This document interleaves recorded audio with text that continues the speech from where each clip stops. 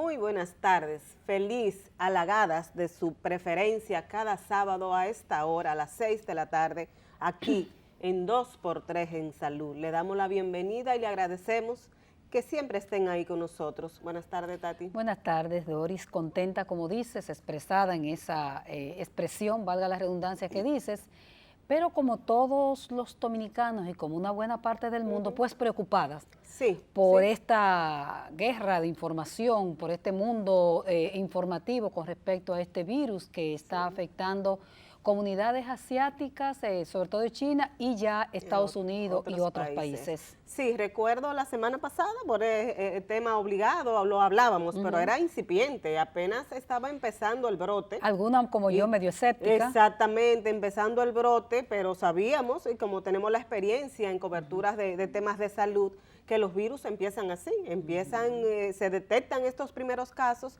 y rápidamente se propagan. Así es, aquí en el país pues hubo muchísimo movimiento durante esta semana que termina, rueda de prensa del ministerio, rueda de prensa conjuntamente con la representación de la Organización Panamericana de la Salud, los neumólogos, y yo quiero insistir en eso. Nosotros vamos a hacer un programa especial en el día de hoy con eso y no vamos a abundar mucho acá. Exacto. Pero los neumólogos insistieron, Doris, en que realmente el país no tiene unidades de aislamiento. Los hospitales, excepto algunos modernos, no tienen unidades de aislamiento para problemas respiratorios, afecciones respiratorias. Afecciones respiratorias, bueno, dentro de las medidas que se han estado anunciando y que se han estado realizando en el país, se anunció de que se van a habilitar. Recuérdate que aquella vez cuando hubo la alerta con el ébola, ¿te recuerda eso? Incluso con el H1N1 también, años más atrás, se habilitaron 2 salas en hospitales. Recuerdo eso, que incluso llegaron a trasladarse personas, pasajeros, que llegaban a los aeropuertos con afecciones similares, que no era eso, para esas enfermedades, o sea, para el aislamiento y la cuarentena de esos pacientes. Vamos a esperar que realmente, ojalá no llegue el tema de este virus al país, pero de que si llega que lo encuentre preparados. Como tú dijiste, hubo mucho movimiento durante toda la semana y esperamos que realmente se tomen las medidas de prevención. Donde hay mucho movimiento es con H1N1 e influenza en la República Dominicana. Hay muchas personas afectadas, los neumólogos en su red de prensa hablaron de que el brote es, el número de casos es elevadísimo. Alto, mucha gente que está dejando de ir a sus trabajos, o sea, un ausentismo laboral y escolar. Y escolar también. Por esta causa, es un virus que te afecta la garganta, las vías respiratorias, que tú no puedes hablar, mucho dolor de cabeza, que la gente no puede, que se convierte en catarro, como decimos nosotros, o sea, muy fuerte. Tú sabes que yo la padecí y es fuerte. Tú lo padeciste, y aparte del H1N1 también hay otros tipos de virus circulantes que también producen ese tipo de manifestaciones respiratorias, y que el temor de uno, que si el personal de salud no se prepara adecuadamente, pueda presentarse algún caso de esta nueva cepa que se descubrió en China y que pueda afectar y que no se pueda diagnosticar, diferenciar rápidamente, porque las sintomatologías son muy similares en todos los tipos de virus respiratorios. Pero nosotras, para el día de hoy, le preparamos un banquete científico. O sea, invitamos a un hombre de ciencia que nos va a explicar toda esta genética, todo este mundo de los virus, o sea, por qué se produce, dónde están, es que es nuevo esto. Él nos va a explicar mejor que nadie todo esto. Entonces, mientras tanto, antes de irnos a la pausa, pues vamos a reiterar las recomendaciones, que nuestro programa es más de orientación y de educación hacia la población. Y recordemos que lo que más se aconseja en este momento, sea para este tipo de virus como para estos otros circulantes que tú mencionabas, Tati, es la higiene, el lavado de manos, que si vamos a la calle le ponemos la mano a cualquier superficie, en los transportes públicos, pues tratar de lavarla inmediatamente, no el pasárnosla por la boca, por los ojos, por la nariz, porque recordemos que los virus son de fácil transmisión. Yo recomendaría también, que no es una recomendación que no es nada nuevo, pero que las empresas en todas partes tengan los dispensadores de gel para las visitas, para todas partes, porque es fácil la contaminación por donde quiera. Entonces, que haya también eso. Y, reiteramos, extremar la higiene en todo. Bueno, nos vamos a una pausa y regresamos de inmediato.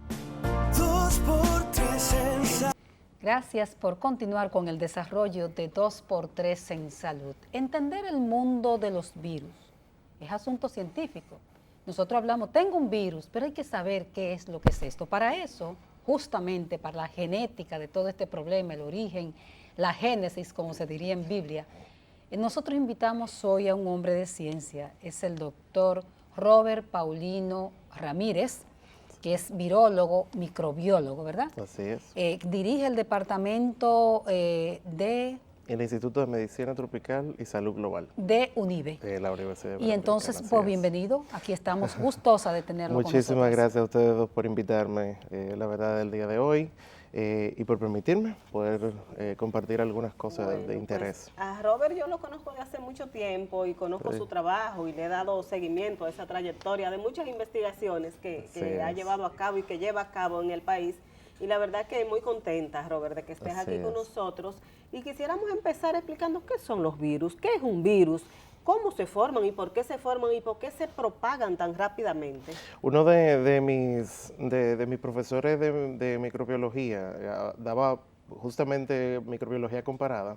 Él decía que los virus eran una muy mala noticia envuelta en proteínas, porque son organismos muy simples, son parásitos intracelulares obligatorios, y cuando decimos intracelular obligatorio significa que no hay forma de que un virus viva en el medio ambiente si no tiene un hospedero. Significa, nosotros los dominicanos le decimos, anda un virus. Los virus no andan, los virus andan con las personas. ¿Por qué? Porque nosotros les servimos de mecanismo de supervivencia. O sea que naturalmente en nuestro organismo tenemos virus. Hay virus que viven con nosotros y han vivido con nosotros evolutivamente por toda nuestra vida, y se han adecuado a nosotros. Ese es uno de las herramientas evolutivas perfectas, diría Son yo. Como el amante para una mujer o para un hombre, como la... bueno, más o menos, más o menos. O compañero de vida. Lo único que a diferencia de los amantes, algunos viven con nosotros hasta que nos vamos de la tierra. Estos no, estos son... Exactamente, entonces Bueno. estos se van con nosotros hasta la tumba. Hasta la tumba. Entonces, bueno, los virus, como no pueden vivir fuera de un huésped, siempre identifican ya sea un huésped intermediario o un huésped final. Nosotros los seres humanos por lo general somos huéspedes finales de la mayoría de los virus, exceptuando aquellos que son humanos. Hay virus que son zoonóticos, es decir, que afectan a los animales. Hay virus que afectan a las plantas, hay virus que afectan a las bacterias y hay virus que afectan a nosotros los seres humanos. Los que son virus que afectan a humanos se transmiten de humano a humano y el ser humano es su huésped siempre. Por ejemplo, en nuestro país, en nuestro continente, el dengue es de humano a humano. Significa que nosotros no tenemos animales en el medio ambiente que mantengan al virus circulante, como pasa, por ejemplo, en África, en el que algunos monos son reservorios intermediarios. Ellos no se enferman, pero cuando un mosquito lo pica y pica a un ser humano, entonces el ser humano sí se enferma. Nuestro continente es de humano a humano. El chikungunya también ya lo es. ¿Qué nosotros tenemos? Que hay otros que no. Hay otros que se quedan en el medio. Robert, vamos a aclarar algo. Sí. ¿Por qué decimos que el mosquito Aedes aegypti transmite el virus entonces del dengue? Porque el virus tiene que multiplicarse dentro del mosquito. O sea, el mosquito es un vector. ¿Dónde que es tomó otra el palabra virus? que se utiliza en biología. ¿Dónde tomó el mosquito ese virus? Depende del lugar geográfico donde esté. Si es en nuestro país, fue en una persona.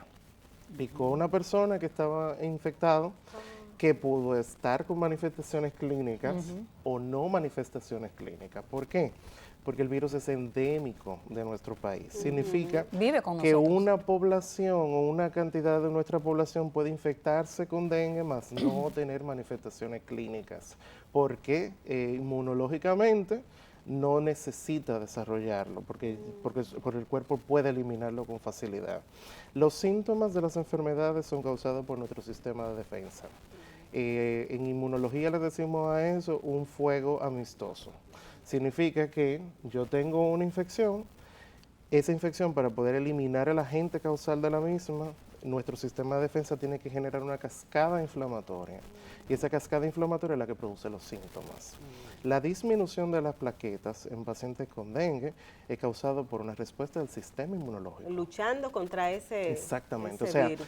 es sorprendente porque uno dirá, caray, entonces porque no inactivamos el sistema de defensa, que si inactivamos el sistema de defensa para que los síntomas no aparezcan, vamos entonces a generar inmunodeficiencias. Entonces, es una cuestión muy...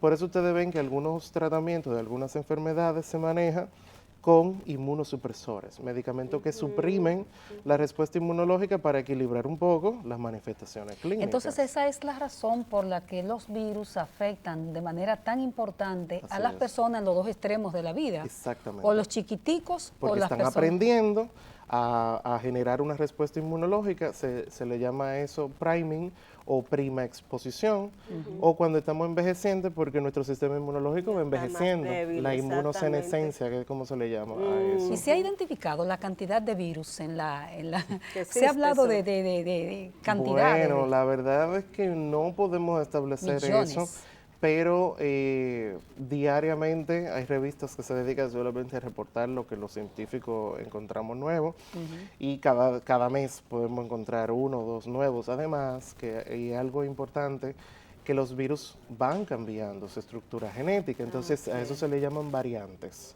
Y ese virus, desde el punto de vista inmunológico, desde el punto de vista del reconocimiento, se comporta como si fuera un nuevo virus. ¿Y qué hace? ¿Qué provoca que ese virus cambie su estructura genética? Depende de 2 elementos. Uno, su material genético, y segundo, los elementos medioambientales. El primero, el elemento genético. Nosotros los seres humanos tenemos una estructura genómica compleja. Nosotros tenemos cromosomas que son muy complejos, están muy largos, un material genético muy largo, que la tasa de mutación que nosotros tenemos es muy baja. Por ejemplo, si nosotros queremos ver cambios en nosotros, en nuestra generación, nosotros no lo vamos a poder percibir. Pero dentro de 10.000 años, probablemente los que estén en ese momento van a ver cambios. Por ejemplo, nosotros no éramos tolerantes a la lactosa, pero como parte de nuestro medio, nuestra forma de vida sedentaria y basada en la agricultura y la ganadería, pues encontramos que una fuente de alimento era la leche de la vaca. La leche, nosotros no somos vacas, nosotros no tenemos enzimas para degradar esa leche o esa estructura molecular. Dicen que la leche es muy buena, pero es para el becerro. Exactamente. Entonces, ¿qué pasa? Nosotros tuvimos que adecuarnos, cambiamos, mutamos. Esa mutación es positiva, es buena. Exacto. Hay mutaciones buenas, hay mutaciones que no tienen un efecto tan bueno. Los virus, al igual que los seres humanos, van mutando. El problema con los virus es que como su material genético es muy simple, son secuencias pequeñísimas. Un virus puede tener 3 regiones génicas apenas, o sea, 3 genes. Y esos 3 genes, si mutan, cambian la estructura de afuera o la estructura interna. Entonces ahí viene el segundo elemento, lo medioambiental. Hay elementos medioambientales que facilitan que los virus cambien. Por ejemplo, mientras nosotros más identificamos drogas que inhiben los virus, es decir, antivirales, más los virus aprenden a cambiar, porque es un mecanismo de sobrevivencia. Entonces eso es un elemento medioambiental que facilita. Otra cosa que facilita es la facilidad de expansión que tiene el ser humano hoy día. Antes, para nosotros mandar un mensaje a una persona, teníamos que escribir una carta. Y esa carta tenía que montarse en un barco y llegar al otro extremo del mundo. Ahora cogemos un avión y en 8 horas estamos ahí. O enviamos un mail. O mandamos un correo electrónico o un WhatsApp. Antes, yo lo viví eso. A las 12 de la noche no podíamos llamar a nadie porque los teléfonos se caían. Ahora todo el mundo lo hace por WhatsApp. Entonces, el flujo de información es muy rápido. Y ese flujo de información de los virus también ha acelerado, ha aumentado. Doctor, entonces, ¿qué podemos esperar de los virus en los próximos años?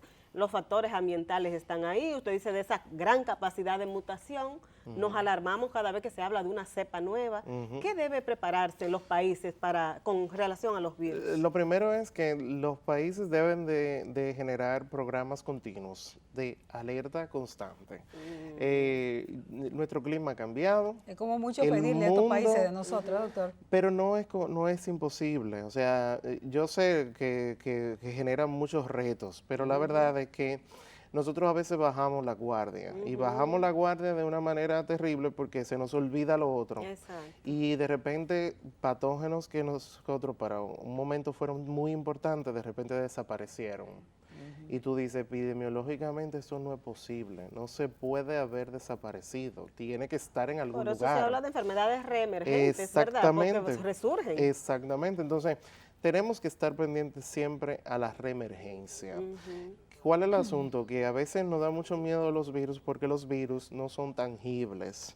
Y cuando digo no son tangibles, yo mando una muestra a un laboratorio común, háganme un aislamiento de un cultivo, el cultivo viene negativo, va a venir negativo porque los virus no crecen en medios de cultivos como ese, necesitan medios especializados, entonces esos medios especializados cuestan mucho.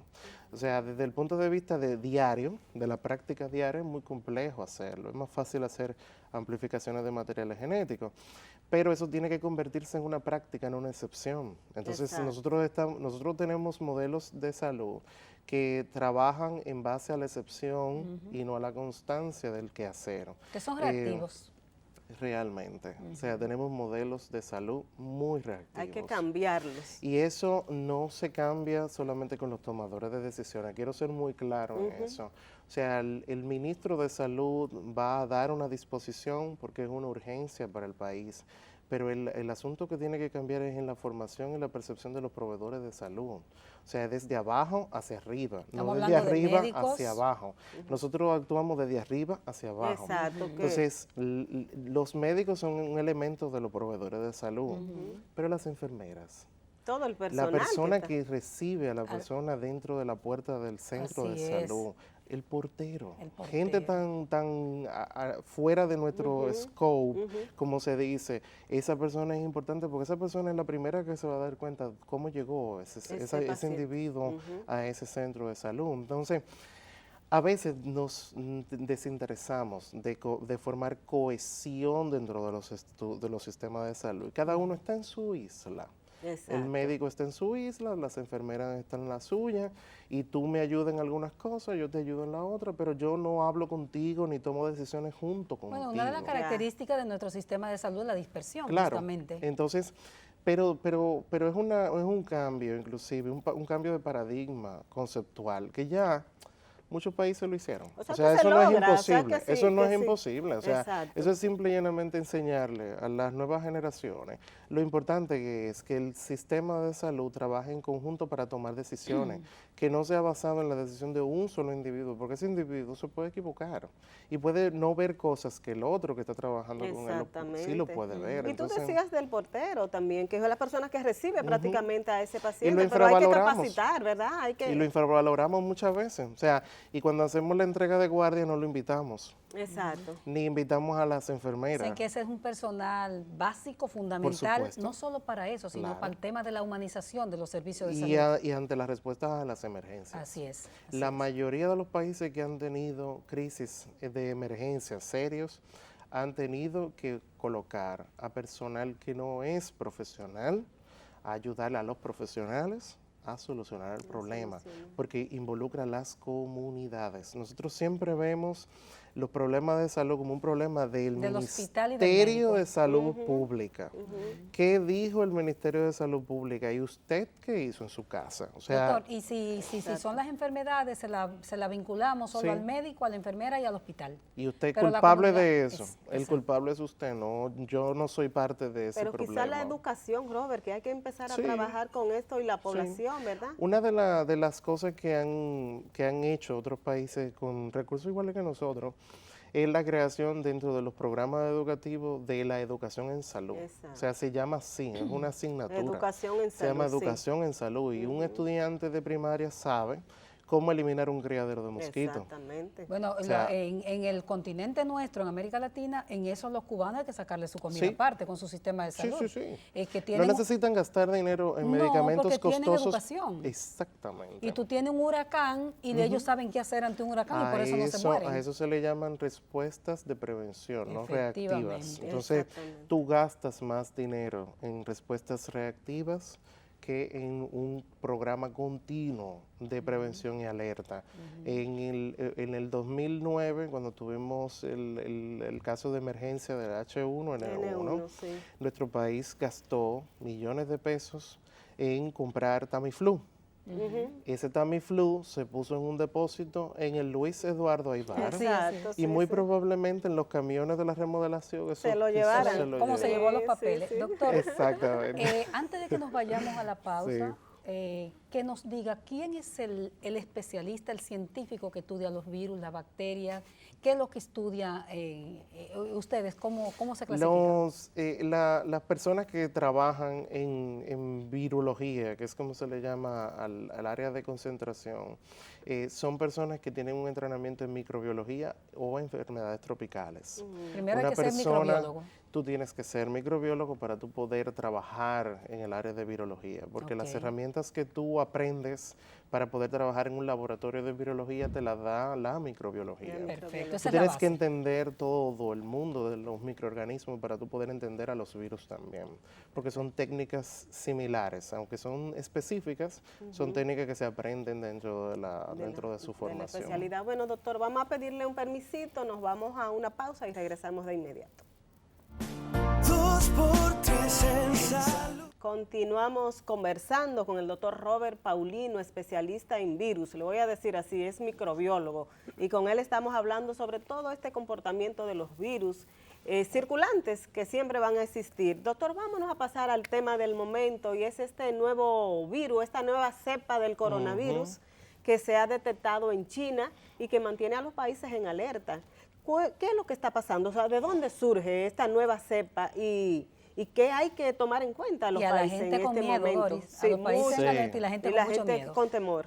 Y es importante movilizar a la sociedad. Así Ay, que ok. eso, aunque eso se convierte en temor a veces, porque se malinterpretan algunas informaciones, hay que alertar a la población, hay que mantenerla activa en el conocimiento para que nos enfoquemos en el tema. La familia Coronaviridae es parte de una serie de virus de ARN. Son virus que tienen su material genético como ácido ribonucleico, es decir, que su tasa de variabilidad genética es muy amplia y muy rápida. Los coronavirus se clasifican en 20 subtipos, o sea, 20 subgrupos o clades, que es como se le llama. Y esos 20 subgrupos, uno de ellos es el que pertenece al SARS. Ese grupo específico de esa familia es zoonótico. ¿Por qué hago el énfasis en lo zoonótico? Para diferenciar otros coronavirus que son de transmisión humana frecuente. Perfecto. ¿Por qué? Porque hay muchos otros, cerca de 50 tipos de coronavirus que producen manifestaciones leves, como resfriado común, lo que nosotros le decimos gripe aquí, que es erróneo, porque la gripe es causada por la influenza. Por la influenza. Sí, pero Bien. para nosotros es gripe Pero todo. nosotros decimos gripe a todo, pero los resfriados comunes son esas características de congestión nasal, nada de fiebre, un poquito de malestar general y se acabó. Una afeccióncita respiratoria. Exactamente. El catarro de 14 días que nosotros vemos muchas veces es lo que causan estos virus. Que hay otros virus que lo causan también, como los rinovirus igual. Pero enfocándonos en esa familia, De esos los producen coronavirus. manifestaciones clínicas que nuestro sistema de defensa es capaz de eliminarlo y lo hace de una manera rápida. ¿Por qué? Porque probablemente nuestro sistema de defensa aprendió de ello hace mucho tiempo. Sin embargo, hay otros que se mantienen en el medio ambiente y tienen reservorios animales. Exacto. Esos reservorios animales van desde murciélagos, pueden ser aves, pueden ser patos, pueden ser gatos, pueden ser camellos, etcétera, etcétera. O sea, tienen muchos reservorios que son animales. ¿El perro? A eso no se ha podido determinar si los gatos domésticos, una cosa importante. Exacto, por eso te Cuando te pregunto de los dije el perritos, gato, sí. es un tipo de gato, el gato de Civet, que es un gato Es el gato salvaje. nuestro. No es un gato doméstico, es un gato salvaje. Perfecto. Que de hecho, ese fue el que generó el salto hacia los seres humanos en el 2002. ¿Y ese con el está SARS. dónde? ¿En China? Sí. En China. Entonces, ¿qué pasa? Esos reservorios animales van a tener una distribución geográfica determinada. Por lo tanto, la aparición de manifestaciones clínicas de salto hacia los seres humanos va a ocurrir en algunas regiones geográficas. Perfecto. Cuando dijimos que el ébola era de importancia, era porque el ébola había salido de su área geográfica, se había ido a otra parte del Exacto. continente y luego llegó a nuestro continente. Sí. Entonces, en este caso, los reservorios más frecuentes de esos coronavirus que hacen esos saltos Esos o cambios, spillover al ser humano se encuentran en Asia. En el 2002 fue el primer momento en el que un coronavirus de origen animal se adecuaba hacia poder entrar a una célula humana, y fue el SARS. Con la, ajá. Ese SARS, la secuencia genética nos dijo que venía de un gato salvaje. Pensamos en un momento que era de origen de aves domésticas porque se encontró en un mercado donde habían aves domésticas, pero luego se pudo demostrar que no, que era una modificación genética de uno que se encontraba en gatos salvajes. Doctor, ¿y por qué con el SARS no hubo aquí como tanta alerta? Siendo en China también, recordamos que los chinos siempre con su mascarilla, pero como que aquí no se alertó tanto. De hecho, justamente por el SARS fue que se volvió una moda el uso de las mascarillas con dibujitos y con cartoons en la calle. Y mucha gente se asustaba cuando veía esa fotografía de una persona con una mascarilla puesta, y por lo general eran personas asiáticas. Entonces, lo que pasa con el 2002, primero nosotros no teníamos algo que es ahora muy poderoso. Las redes sociales. Sí, eso es verdad. Nosotros no teníamos Twitter, yo creo que Twitter llegó después, Instagram llegó muchísimo después, creo que en el 2010 aproximadamente, Facebook tampoco, creo que Facebook existía, pero no era tan importante. Los live stream no existían en la transmisión de información, entonces la gente, eso pasaba como algo que le pasaba a los chinos, y eso se quedaba ahí. Sin embargo, nosotros nunca pudimos determinar la dimensión real de lo que pasó con SARS, y SARS desapareció. Sorprendentemente desapareció. Nadie nunca más se preocupó por el SARS. De hecho, Time publicó 10 años después de SARS, qué ha pasado. Y justamente pasó que 10 años después, en el 2012, tuvimos un segundo brote, un segundo salto de un virus zoonótico hacia los seres humanos. Lo único que esta vez no ocurrió en China, ni ocurrió en Asia mayor, sino que ocurrió en Asia menor, en el Medio Oriente. Un camello fue el agente causal de un coronavirus que saltó de los camellos hacia los seres humanos, que es MERS.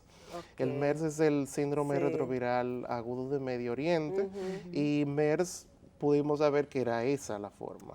¿Qué pasó con eso? Que ambos tenían una tasa de mortalidad muy variable.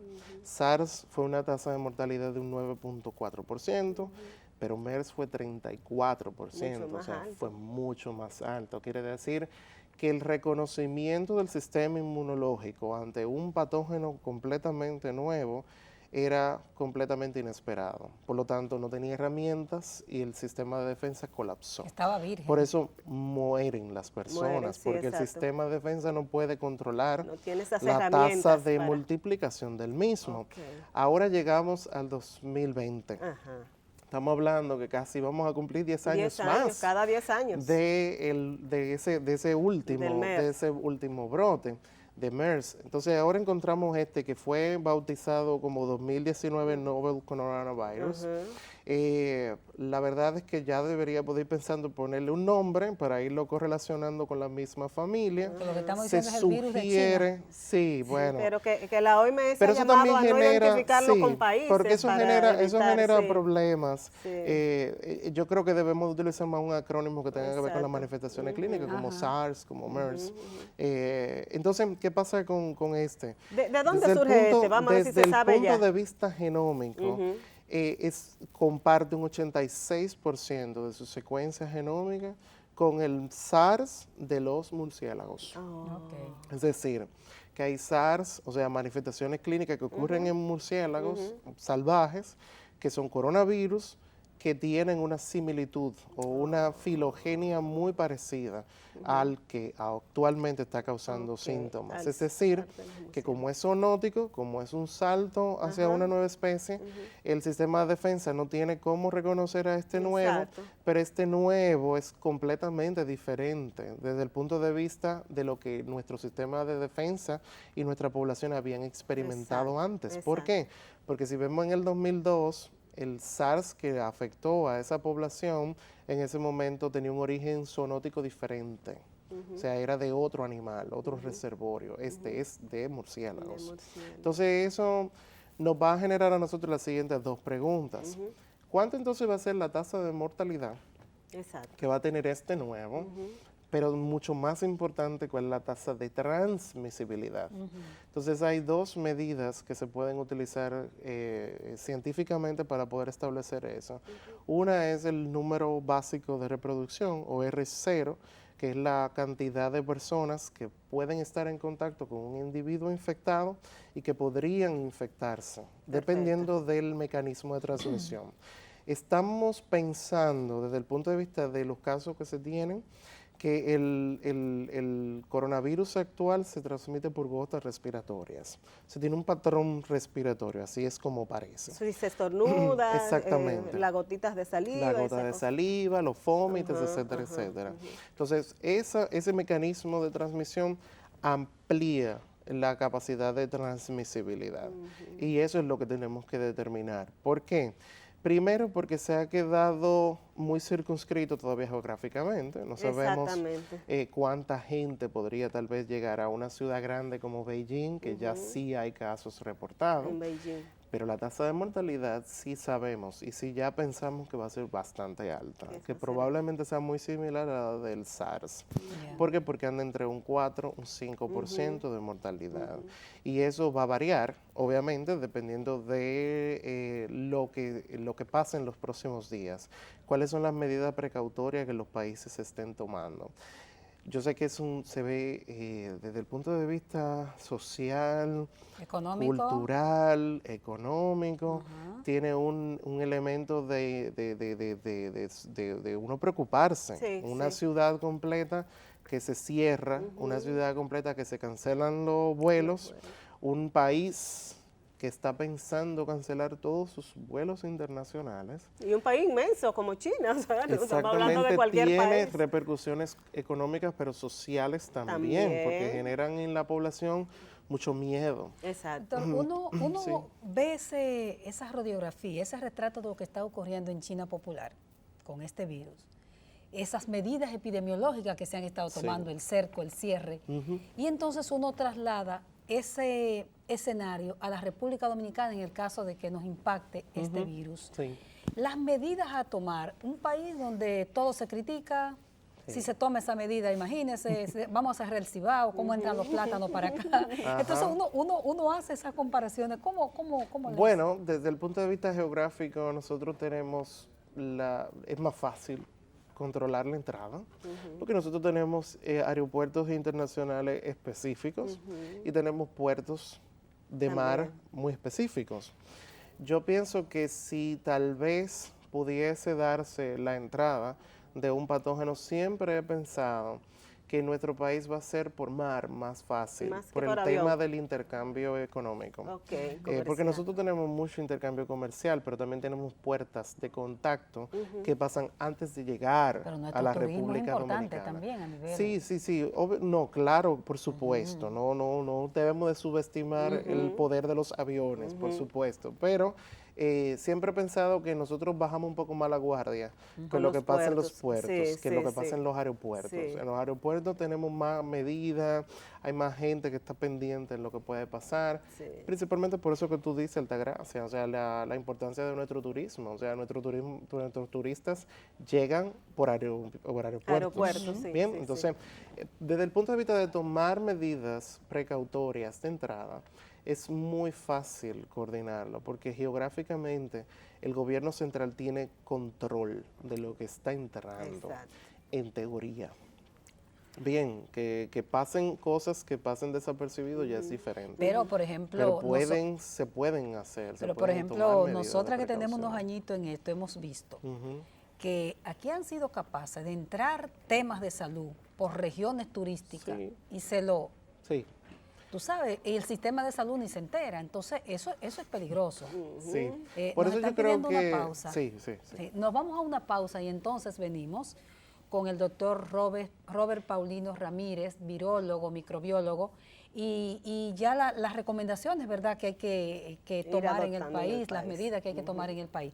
Volvemos ahora con nuestro invitado especial. 2x3 en salud. Estamos hablando sobre el nuevo coronavirus, este que está alarmando a los países y que mantiene preocupada a la población. Hay personas que, como nosotros cubrimos salud, Robert, nos dicen, no te no pegues mucho, que tú andas en los hospitales y andas buscando virus. Entonces queremos, Robert, ya específicamente medidas específicas que como país, un país que vive del turismo, que llegan visitas y que tiene relaciones comerciales con diferentes Sí. países, ¿cuáles son esas acciones básicas, específicas que en este momento, donde todavía no se ha detectado el primer caso, debemos tomar como país? 3 niveles recomiendan las normas internacionales de regulación. Sí. El primero a nivel comunitario.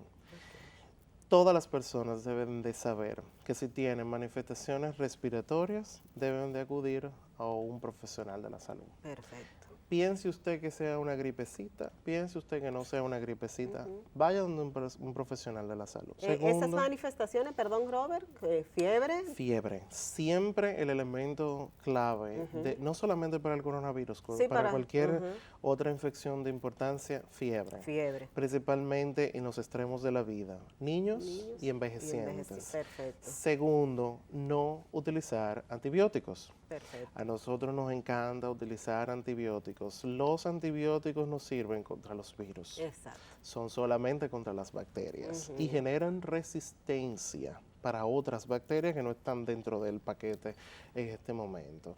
Y tercero, entender que si hay recomendaciones desde el punto de vista gubernamental, tenemos que adoptarlas.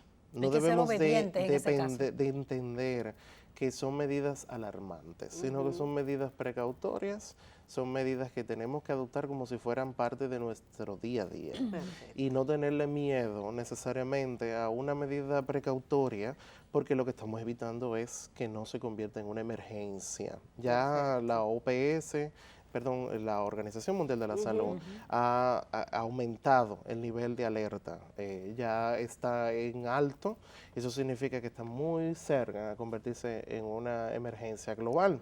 Entonces esos elementos hay que tenerlo en consideración. El segundo nivel tiene que ver con los proveedores de salud. Los proveedores de salud deben de buscar de forma activa manifestaciones clínicas relacionadas a estas infecciones. ¿Qué significa? Yo voy a donde mi médico a hacerme, en el caso no mío, pero una mujer va a un ginecólogo a hacerse un papá Nicolau y de repente está tosiendo, ese médico debe de tener en cuenta. Exacto. Mire, ¿por qué usted no va? Si usted no quiere o usted no tiene las herramientas, porque usted no tiene que saberlo todo. Porque usted no va donde tal o cual médico aquí mismo, vamos a hacerle un referimiento, vamos a hacer esto, vamos a hacer O sea, aquello. que todo médico, sin Búsqueda importar, activa, sin importar la búsqueda especialidad, activa. Exactamente. piense en Exactamente. esto. Perfecto. Y el personal completo, la secretaria, la señora que está trabajando en el piso, La la que lleva el café. limpieza, la que lleva el café, la enfermera. Búsqueda activa Perfecto. de manifestaciones clínicas respiratorias que puedan ser sugerentes, no solamente de una infección por un coronavirus, sino de enfermedades respiratorias, porque la mayoría de los virus que son de transmisión respiratoria tienen una alta tasa de transmisibilidad. Entonces vamos a tener muchos casos de manera consecutiva, de manera explosiva. En muchos casos generan daños en nuestra economía. Perfecto. Ese es el segundo nivel. Y el último, que es el gubernamental, es generar cohesión dentro de los estamentos gubernamentales. Que el Ministerio de Salud Pública sea quien lidere las estrategias de respuesta de emergencia, pero en conjunto con el Ministerio de Educación, el ministerio o la dirección de aeroportuaria y de portuarias o las personas encargadas de los puertos encargarse de hacer conexiones con las universidades y los centros de investigación para que en el caso necesario de tener que aislar y generar aislamientos o respuestas de aislamiento, se puedan generar grupos multidisciplinarios. Los modelos de aislamiento hospitalario no lo dirigen los médicos, lo dirige el personal conjunto de salud. Por lo tanto, cuando decimos, ¿está el país listo con espacios de aislamiento necesarios para hacerlo? Los espacios de aislamiento se crean. Exacto. No son un lugar del hospital que está sentado esperando, Cerrado ahí a esperando que un se caso. convierta en una emergencia. Perfecto. O sea, son espacios que se tienen que adecuar. ¿Cuál es el asunto? Que cuando estamos hablando de organismos respiratorios, tenemos que tener equipamiento de vacío. Y esos equipamientos del vacío sí que debemos de identificar dónde están. Porque eso no necesariamente en la mayoría de los hospitales lo ¿Y tienen. cuáles son esos equipamientos de vacío? Cuando tú tienes que aislar a una persona, tú tienes que crear una cabina donde todo lo que entra y todo lo que sale no se ponga en contacto. Es decir, si yo voy a entrar a esa cabina que da dentro de una sala de un hospital, no está fuera pero tiene un sistema de extracción de oxígeno constante hacia un filtro, muy parecido a lo que nosotros utilizamos en el laboratorio.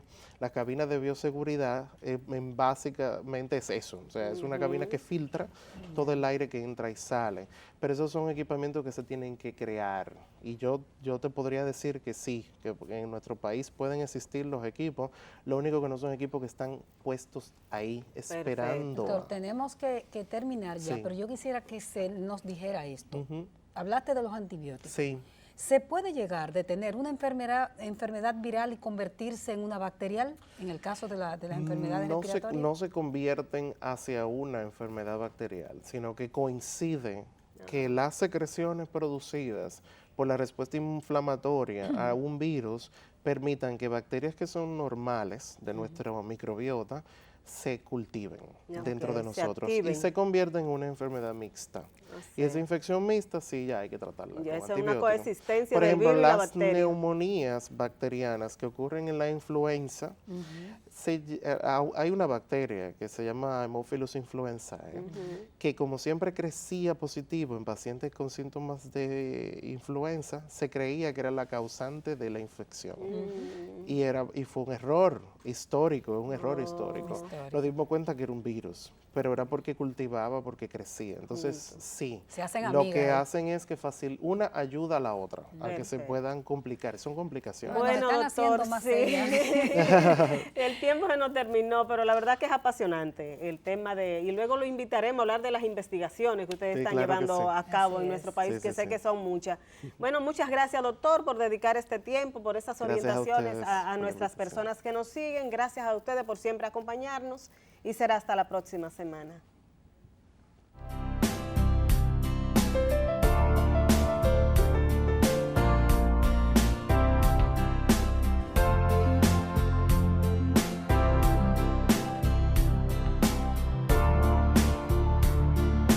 Dos por tres en salud.